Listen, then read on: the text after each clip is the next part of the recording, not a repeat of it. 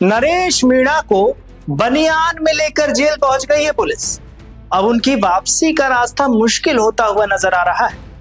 झालावाड़ की सड़कों पर जन क्रांति का नारा बुलंद करने वाले नरेश मीणा एक बार फिर सलाखों के पीछे, वो भी बनियान में, बिना किसी सियासी साफे के।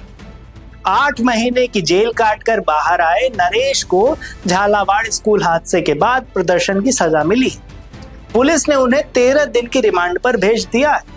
और अब सवाल यह है कि क्या नरेश मीणा वापसी का रास्ता खोज पाएंगे या ये पूरी तरह बंद हो चुका है। चलिए समझते हैं। नरेश मीणा वो नाम जो राजस्थान की सियासत में आग की तरह फैलता है, फैल रहा भी है। कभी एसडीएम को थप्पड़ मारकर सुर्खियों में आए, कभी समरावता में हिंसा के बाद 8 महीने जेल में रहे, और अब झालावाड़ स्कूल हादसे के बाद फिर सलाखों के पीछे है।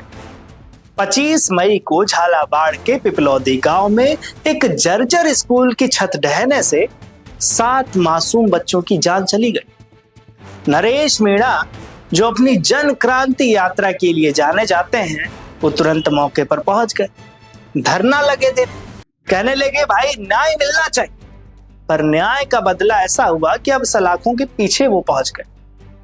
झालावाड़ पुलिस ने नरेश मीणा के खिलाफ गंभीर आरोप लगाए। एफआईआर में कहा गया कि नरेश ने अस्पताल में हंगामा किया। अब जो है नरेश को 13 दिन की रिमांड पर भेज दिया गया।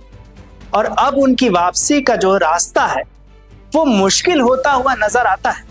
क्या नरेश मीणा खुद चाहते हैं भाई मुझे जेल में भेजो? क्योंकि जिस तरीके से वो काम करते हैं उससे ऐसा ही महसूस होता है। नरेश मीणा का सियासी सफर विवादों से भरा रहा।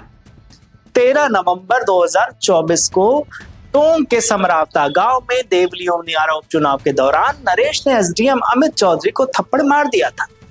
इस घटना के बाद हिंसा भी भड़की थी।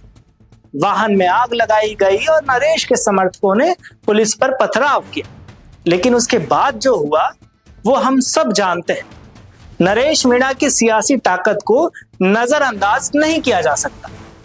2023 के विधानसभा चुनाव में छबड़ा सीट से निर्दलीय उम्मीदवार के रूप में उन्होंने 45,000 वोट हासिल किए थे। अब अंतर विधानसभा में कंवरलाल मीणा की सदस्यता रद्द होने के बाद अब नरेश की दावेदारी की चर्चा तेज। लेकिन बार बार जेल और नए नए केस से उनके सियासी भविष्य पर सवाल भी उठ रहा है। क्या नरेश मीणा की जन क्रांति जो है सलाखों के पीछे दम तोड़ देगी, या फिर मीणा समाज का समर्थन उन्हें फिर से बाहर लाएगा? ये आने वाला वक्त बताएगा। पर इस पर आप क्या सोचते हैं? अपनी राय में कमेंट में जरूर बताइएगा। तब तक देखते रहिए राजस्थान वन।